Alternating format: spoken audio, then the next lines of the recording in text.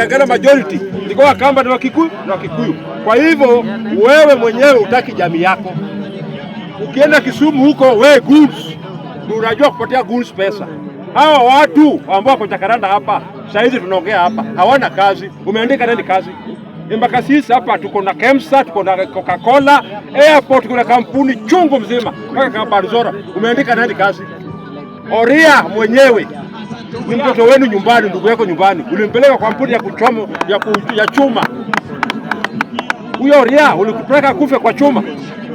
Sasa hizi uko na yeye Kisumu huko, akaana kazi, wewe utapatia nani kazi? Anatumia kama guru. Mimi nataka niwaambie vizuri kuanzia leo, na sitawaficha. Kusema kweli, Wajaluo Wakikuyu wametupangia vibaya. Msipopiga mahesabu hakuna mahali mnaenda. Huyu mzee mnamuita Oburu mjinga nini, huyo Oburu anakili. Hata yeye alikuwa anadai advice Raila. Huyo Oburu mnamwona hivyo. Wajaluo na Wabaluhya msipochunga, Gachagua atakuwa na handshake na Ruto. Nimewambia leo, kwa sababu mtakosa wabunge katika parliament. Raila alikuwa anaenda handshake hizi zote kwa sababu ya wabunge. Nyinyi wenyewe saa hizi hamjijui. Babu Owino, Orengo, Sifuna wamepatiwa pesa na Uhuru Kenyatta, ambaye alidanganya Raila mpaka last minute. Akapatiwa uongozi, akapatia Ruto. Saa hizi huyo Uhuru Kenyatta ndio Orengo amefuata huko. Orengo alisimama kura kama president. Orengo ulipata nini? Kuna kitu ambacho ulipata. Kwa hivyo wewe ni mtu ambaye unatoka na wewe nyumbani, kunywa pombe vizuri sana, unatangaza wa Kenya. Oburu ndio mtu ambaye tunamfuata sisi kama Wajaluo. Siwezi nikawadanganya. Kaeni chonjo, mbalie na Mjaluo, msipochunga hakuna mahali mnaenda. Siwadanganyi. Wakikuyu wamepangia vibaya. Handshake itakuwa ni ya Gachagua group ya Kalonzo na Ruto. Nyinyi mtakuwa wapi? Kuna kitu mtakuwa nayo.